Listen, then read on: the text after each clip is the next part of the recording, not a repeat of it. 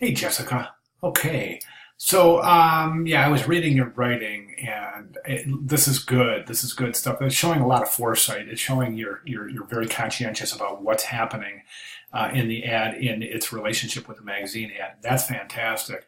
Um, Kept the full contact information. That's smart. I mean, people who browse the web know they're savvy. I mean, they know you click on a banner and you're going to the website. So I think everyone knows that now. So a few years ago, not everyone knew that. So yes, maybe the full address would have sufficed there. But I definitely think just using St. Thomas is fine.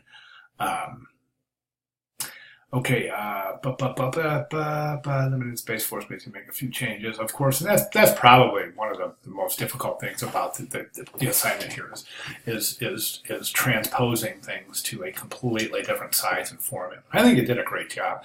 There's a couple of things here I would recommend. Um, I remember the magazine ad very clearly, and I think there's a very high degree of cohesiveness between the magazine ad and the web banner. So that's fantastic. So what one thing I would recommend though here in the banner is this is first you got some misalignment here, okay, along the left margins. You have fall in love again, that's tucked almost right to the margin. But then over here, this kind of pulled in, and this is also pulled in a little. You want a typographic alignment throughout that. Okay, now you have Fall in Love Over Again and It's Time down there. Those are two elements that are related. So they should be grouped together. It's time to fall in love all over again. It's time to escape. Actually, I'm sorry, fall in love all over again. It's time to escape.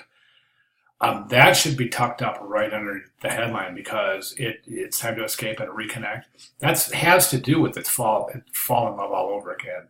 So by moving that closer in proximity to the headline, it's going to indicate that those two things are related. And I recommend doing that. I recommend leaving this, it's time to escape and reconnect right underneath that fall in love again.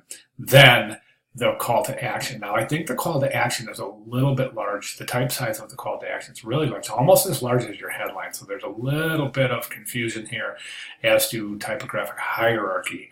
In other words, it's not clear where you want the viewer to look first and second. In this particular frame right here, we can see that by reducing the size of this type right here, it's going to allow the viewer to understand the hierarchy intended. In other words, you go from the headline to the subhead, then down to the call, the animated call to action.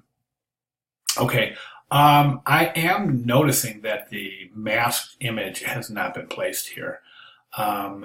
And you know what? It's required. And another student had mentioned that they elected to leave it out, but it is required. So it's a real world problem. It's an issue, and it needs to be dealt with. And that's part of being a designer is you know making what you have and what you have to include, making it work.